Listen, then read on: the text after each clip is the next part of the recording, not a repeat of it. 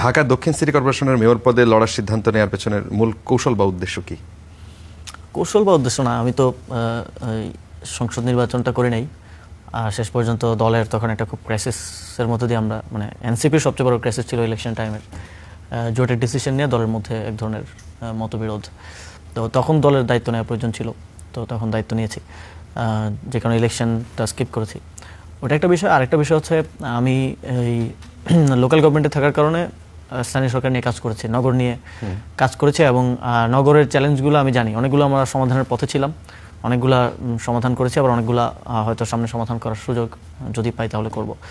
তো ওইটা একটা ড্রাইভ ছিল যে আসলে এই জিনিসগুলো তো পরিবর্তন করা পসিবল যদি মেয়র হিসেবে জনগণ আমাকে নির্বাচিত করে।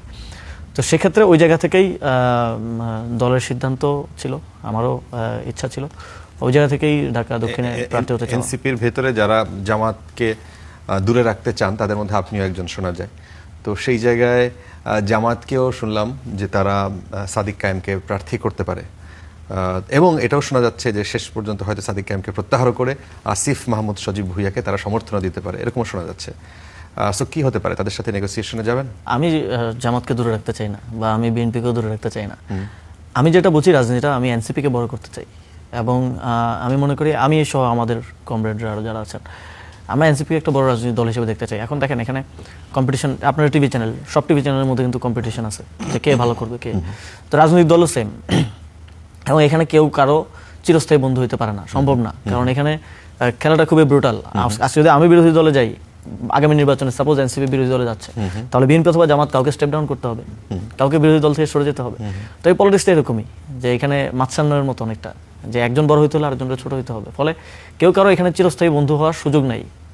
তো দেখা যাবে মাঝে মধ্যে দেখবেন যে এনসিপি বড় হচ্ছে, বা এনসিপিতে অনেক লোকজন যোগদান করছে, এটা নিয়ে অনেক দলের মধ্যে ইনসিকিউরিটি মানে তৈরি হয়ে যায় যে এনসিপি তো আমাদের জায়গায় নিয়ে নেয় কিনা। আমরা একটা লক্ষ্যমাত্রা নির্ধারণ করেছি যে 2034 সালের মধ্যে আমরা সরকার গঠন করব। 34 সালের মধ্যে? 34 সাল আর কি, আজকে থেকে 2টা ইলেকশন পর। তো সেই লক্ষ্যমাত্রায় আমরা কাজ করছি, এবং এনসিপিকে বড় করাটা আমি মনে করি যে একটা ছোট দলের বড় নেতা তো অনেকে আছেন আমাদের দেশে, ছোট দল অন্তত 40-50টা আছে।